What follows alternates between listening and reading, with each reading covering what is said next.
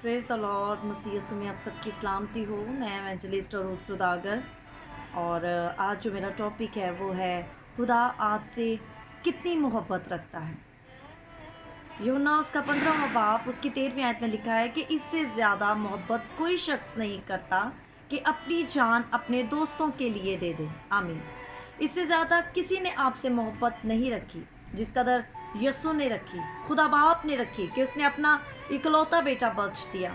यीशु आपको मुझे दोस्त बनाना चाहता है। उसने अपनी जान दी ताकि आपको बताए कि वो आपसे मुझसे किस कदर मोहब्बत रखता है।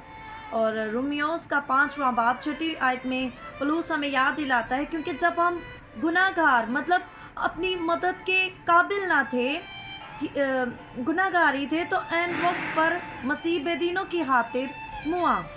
एन वक्त पर खुदा ने अपनी शदीद मोहब्बत यानी यीशु को मरने के लिए बेचकर जाहिर की, और वो भी उस वक्त जब हम गुनाहगार ही थे, जब हम कसूरवार थे। और फिर आयत 7वीं में पौलुस रसूल मजीद कहता है कि किसी रास्तबाज की खातिर भी मुश्किल से कोई अपनी जान देगा, मगर शायद किसी नेक आदमी के लिए कोई अपनी जान तक देने की जुर्रत करे। और आखिरकार 8वीं आयत में पौलुस नतीजा अहस करता है कि लेकिन खुदा अपनी मोहब्बत की खूबी हम पर यूं जाहिर करता है कि जब हम गुनाहगारी थे तो मसीह यानी मसा किया हुआ मसीह हमारी खातिर मुआ। आमीन।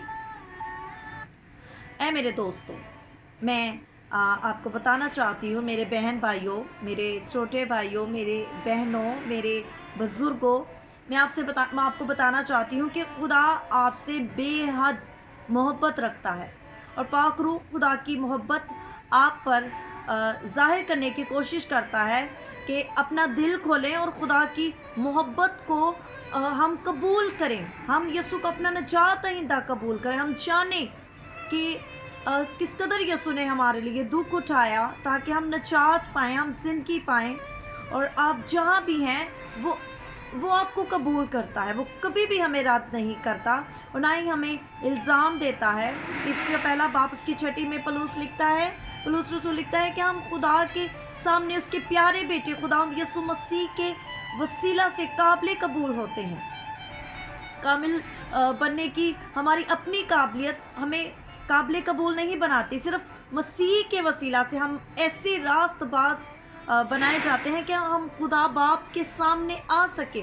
हम उस फजल वाले तख्त के सामने यीशु का नाम लेकर दलेरी से जाने वाले बने। और इससे पहले के साथ में बाइबल खुदा की बेबहा मेहरबानी को जाहिर करते हुए कहती है कि हमको इसमें उसके खून के वसीला से मुखलसी यानी कसूरों की माफ़ी, उसके उस फजल की दौलत के मुआफिक हासिल है। आमीन।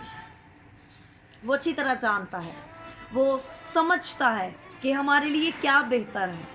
और ये साया 54 की 10 में 10वीं आयत में 10 वर्स में हमें बताया गया है कि खुदावंद तुझ पर रहम करने वाला यूँ फरमाता है कि पहाड़ तो जाते रहे और टीले टल जाएं, लेकिन मेरी शफकत कभी तुझ पर से जाती ना रहेगी और मेरा सुलह का अहद ना टलेगा।